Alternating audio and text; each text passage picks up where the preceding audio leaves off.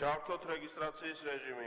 პოლიტიკური გადაწყვეტილება და არსებულ რეალობაზე მორგებული კანონპროექტი ასე აფასებს არის სამთავრობო ორგანიზაცია დემოკრატიის ინსტიტუტი მაუწყებლობის შესახებ კანონში პარლამენტის მიერ მიღებულ ცვლილებას, რომლის მიხედვით საზოგადოებრივ მაუწყებელში ახალი ორგანო მონიტორინგის საბჭო შეიქმნა, მასში წინა ხელისუფლების პერიოდში დაკომპლექტებული სამეურვეო საბჭოს წარმომადგენლები შევლენ. პარლამენტს ჰქონდა საშუალება, რომ მიიღო ახალი საკანონმდებლო ცვლილება, რომლითაც ძველ ეგრეთ წოდებულ, ანუ მოქმედ სამეურვეო საბჭოს უფლებამოსილებას ცნობდა, მოსთხოვდა მას ანგარიშს, ხოლო თუ კი მათ მიერ გაწეული საქმიანობა, მათი მუშაობა შეფასდებოდა უარყოფითად, პარლამენტს აქვს უფლება, რომ გამოუცხადოს მოქმედ სამეურვეო საბჭოს უნდობლობა. პარლამენტმა აი ამ შემთხვევაშიც მიიღო პოლიტიკური გადაწყვეტილება, რომელიც ჩემი აზრით საზოგადოებრივ მაუწყებელს ნამდვილად ვერ გააძლიერებს. მონიტორინგის საბჭოს წევრების ფუნქცია სამეურვეო საბჭოსა და გენერალური დირექტორისთვის რეკომენდაციების გაცემაა. მათი ხელფასი სამეურვეო საბჭოს წევრების ანაზღაურებაზე 20%-ით ნაკლები იქნება. თუ კი მონიტორინგის საბჭოს წევრი 1 წლის განმავლობაში ზედიზედ 2 სხდომას არ დაესწრება, მისი ხელფასი ნახევრდება. შემდეგი გაცდენის შემთხვევაში კი ანაზღაურება საერთოდ არ გაიცემა.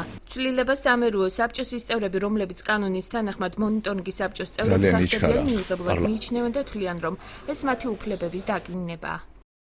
ჩვენ ვართ ძალიან არაკომფორტული შემადგენლობა იმ პოლიტიკური ძალისთვის, რომელიც პოლიტიკური ძალაც დღეს წარმოადგენს უმრავლესობას პარლამენტში. აღნიშნული კანონპროექტი არის საკონსტიტუციო სასამართლოს გადაწყვეტილების გვერდის ავლა და საზოგადოებრივი მაუწყებლის დამოუკიდებლობის ხელყოფა.